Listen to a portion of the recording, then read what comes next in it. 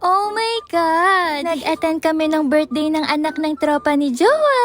Andito nga kami sa Intramuros. Hi, Intramuros! At nakakaloka nga dahil ninang si Jowa. Kaso di na kami umabot sa simbahan ng San Agustin Church. Kaya naman, napabili na kami ng shawarma dito dahil gutom na. Masarap naman siya, pero ayun nga, sumakit daw yung tiyan ni Jowa. Pero ako, okay naman.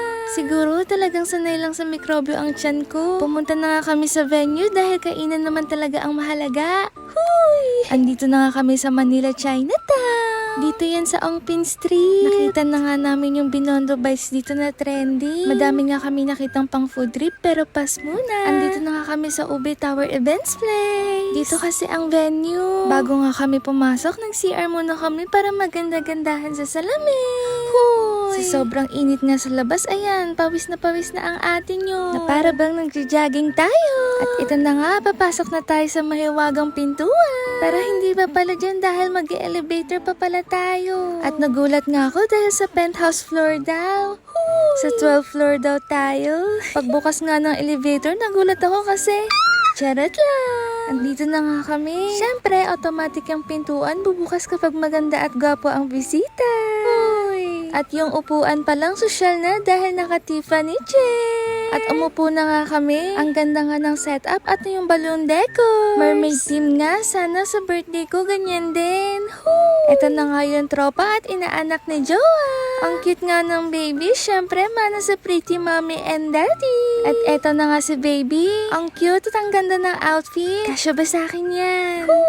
At nagpicture na nga sila dito. Hindi na nga makita sa video pero umiyak na si baby dyan. Natakot siguro kay Jowa. Super cute na cute talaga ako sa decorations. Na para bang gusto ko kunin yung mga balloons na nakasabit sa taas. Ito na nga yung pinunta natin dito. Kainan na.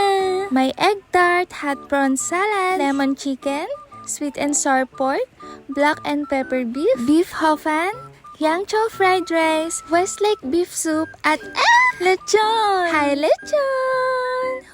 Excited na sa malutong na balay! May 360 nga rin sila dito. Si Jowa nga yung unang nag-try pero hindi marunong. Dahil hindi naman sanay sa camera. Di kagaya ko, makapal yung mukha. Ayan, may first entry na. Ang cute nga kasi may pa-bubbles pa. Feel na feel ko talaga na maganda ako dito. Woo!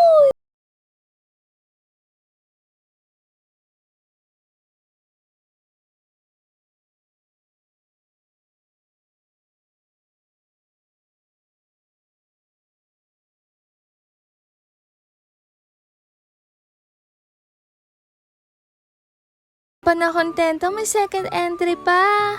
Menina com bumbum preparada, vem me empurrando. Me coloca com calma pra não entrar machucando. Me coloca com calma. Cafucadinho, tomatão. Cafucadinho, tomatão. At eto nga ang mga food namin. As in, mukbang talaga. At itsura pa lang nga, ang sarap na. Kumain na nga kami ng kadate ko. Ang pogi. Masakit pa tiyan niya na. At kumain na kami. Ang una ko nga kinain yung balat ng lechon. At ang sarap talaga. 10 out of 10 sa akin. Next naman yung sweet and sour pork. Sinamahan ko na nga din ng kanin. Hindi ko na nga maiisa-isa pero ang masasabi ko, ang sasarap lahat ng food nila. After nga kumain, tinaray naman namin mag-photo booth. Sa sobrang sinulit nga namin, nakaapat kami na souvenir. Ang sarap nga din ng egg tart nila dito. After nga kumain, maya-maya umalis na din kami. Dahil magdi-date pa kami. Eat and run yan. Next vlog ko nga kasi yung anniversary date namin dahil 12 years na kami. O sige na, ayun lang muna. Bye! Shout out nga pala kay Joyce Obado. Hi Joyce! At shout out din kay Your Stephanie. Hello sa'yo Stephanie. Maraming salamat sa mga nagsosupport sa akin kahit small creator pa lang ako.